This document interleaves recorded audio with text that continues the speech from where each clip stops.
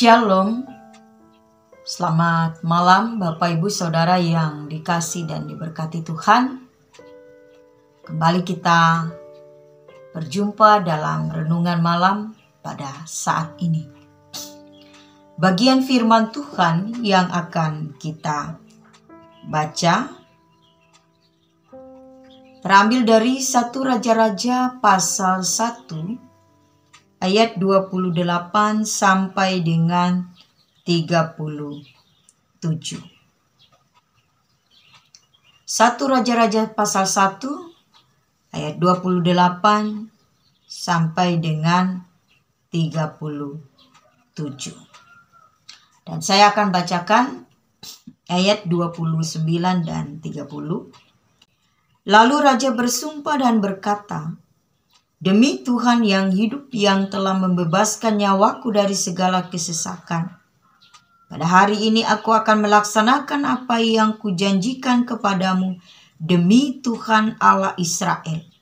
Dengan sumpah ini, anakmu Salomo akan menjadi raja sesudah aku, dan dialah yang akan duduk di atas tahtaku menggantikan aku." Saudara-saudara yang dikasih dan diberkati Tuhan, dari perikop ini saya mengambil satu tema rancangan Tuhan yang terindah. Rancangan Tuhan yang terindah. Saudara-saudara yang dikasih dan diberkati Tuhan, dalam Amsal 19 ayat 21 berkata, "Banyak rancangan di hati manusia, tetapi keputusan Tuhanlah yang terlaksana." Demikian yang terjadi terhadap Adonia, yang membuat rancangan untuk memberontak dan mengangkat dirinya menjadi raja menggantikan Daud ayahnya. Tetapi Adonia tidak mendapat restu dari Daud dan tidak melewati proses pengangkatan seorang raja secara resmi dengan pengurapan yang dilakukan oleh nabi dan imam. Jadi Adonia tidak sah sebagai raja.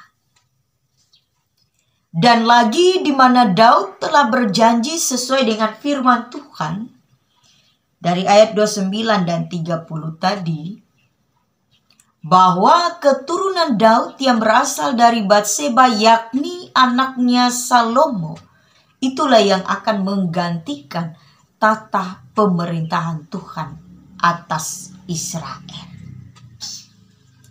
Nah, dari bagian ini Bapak Ibu Saudara yang diberkati Tuhan, bagaimanapun cara-cara manusia untuk menggagalkan rancangan Allah, tetap tidak akan terlaksana. Sebab hanya rancangan Tuhanlah yang akan terjadi dalam kehidupan setiap orang yang percaya.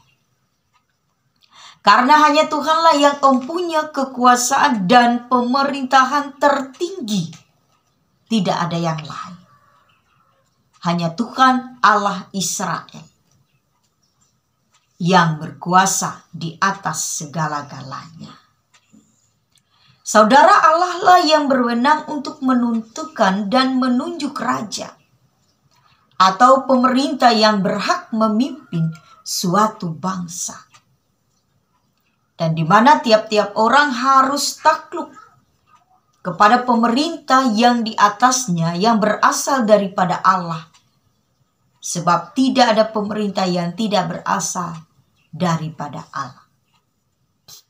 Dan pemerintah-pemerintah yang ada ditetapkan oleh Allah jika kita melihat dalam Roma pasal 13 ayat yang pertama. Nah, dalam bagian ini di mana Daud mengangkat anaknya Salomo menggantikan ia sebagai raja. Padahal kita tahu bahwa Adonia akan melakukan pemberontakan dengan menunjuk dirinya sebagai seorang raja. Tetapi demikian yang terjadi jika bukan rancangan Tuhan, maka itu tidak akan pernah terlaksana. Karena rancangan Tuhan itu adalah rancangan yang terbaik bagi kehidupan orang yang percaya. Maka rancangan Tuhan itulah yang akan terjadi. Dan setiap orang yang dipercayakan Tuhan untuk mengemban rancangannya itu harus melakukannya dengan baik. Di dalam takut akan Tuhan. Melakukannya untuk kemuliaan Tuhan. Bukan untuk dirinya. Bukan untuk menunjukkan kehebatannya, kemampuannya. Tetapi Allah. Nah, jika Allah yang memilih, maka yang dilakukan, yang diperbuat adalah hanya untuk kemuliaan Allah itu sendiri. Saudara-saudara yang dikasihi dan diberkati Tuhan, demikian kiranya dalam kehidupan kita sekarang ini. Kita harus selalu mengandalkan Tuhan di dalam setiap perencanaan, di dalam segala sesuatu yang kita rencanakan. Kita harus memohon petunjuk kepada Tuhan di dalam setiap tindakan yang akan kita lakukan melalui doa, melalui pembacaan firman Tuhan. Supaya apa yang kita akan lakukan, apa yang kita perbuat, itu seturut dan sesuai dengan rancangan dan kehendak Tuhan. Jangan melakukan sesuatu hal yang tidak sesuai rencana Tuhan. Karena itu akan mendatangkan kesia-siaan, malapetaka. Tetapi jika sesuatu itu kita lakukan di dalam rencana, di dalam rancangan Tuhan, maka itu akan menjadi berkat. Kita belajar dari bagian firman Tuhan ini, dari kekeliruan seorang Adonia. Dan kita juga belajar dari kesetiaan Daud akan janjinya. Serta selalu mengandalkan Tuhan dalam tindakannya. Karena banyak terkadang janji-janji yang terjadi dalam kehidupan kita. Banyak janji yang dilontarkan kepada kita, janji-janji manis. Kalau dia yang akan nantinya memerintah akan seperti ini. Kalau dia yang nantinya akan terpilih akan seperti ini. Tetapi setelah semua itu terjadi, terkadang dilupakan. Nah, kita belajar kesetiaan dari seorang Daud akan janjinya, apa yang ia ucapkan itulah yang akan terjadi. Dan kita belajar dari kekeliruan seorang Adonia bahwa jangan pernah melangkah, jangan pernah melakukan sesuatu hal dalam hidup ini tanpa ada dalam rancangan daripada Tuhan. Dan terlebih sebagai orang yang percaya, dalam segala sesuatu kita mengandalkan Tuhan. Maka segala perbuatan rencana kita boleh berhasil karena seturut dengan rancangan Tuhan. Dan jika Tuhan telah mempercayakan kepada kita suatu tugas, maka mari kita laksanakan dengan baik dan dengan setia. Dan tentunya semua itu hanya untuk kemuliaan bagi nama Tuhan. Tuhan Yesus memberkati. Amin. Mari kita berdoa. Terima kasih ya Bapa di surga, firman-Mu yang menyapa kami. Firman-Mu yang kembali mengingatkan kami jangan pernah mendahului rencana rancangan Allah di dalam kehidupan kami ketika kami bertindak untuk melakukan segala sesuatu.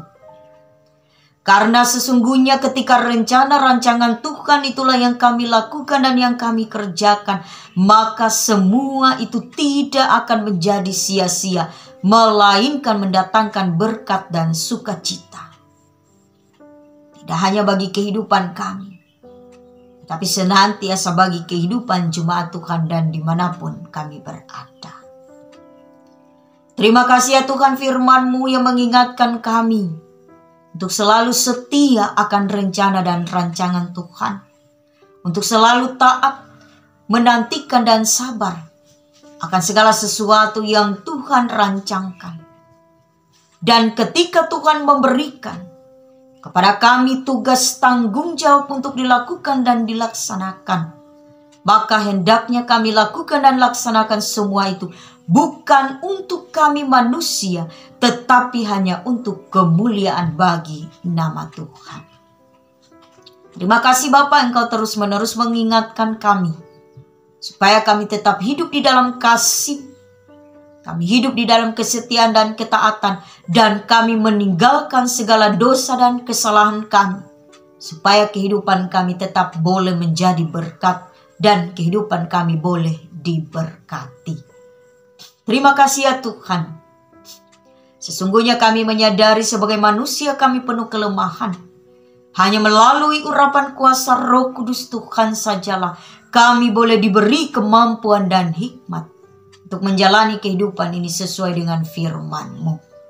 Nyatakanlah kasih di dalam kehidupan kami, dan kami pun boleh menyatakan kasih Tuhan di tengah-tengah keberadaan kehidupan kami.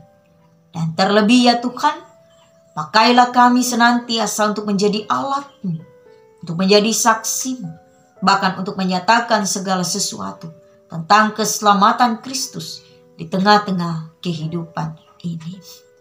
Ampuni dosa dan kesalahan kami ya Bapa, agar kami tetap layak dipanggil sebagai anak-anak tebusan darah Kristus. Dan di dalam nama Tuhan Yesus Kristus yang adalah Tuhan dan Juru Selamat kami yang hidup, kami tidak memerintah, tetapi jadilah kehendak-Mu. Amin. Shalom.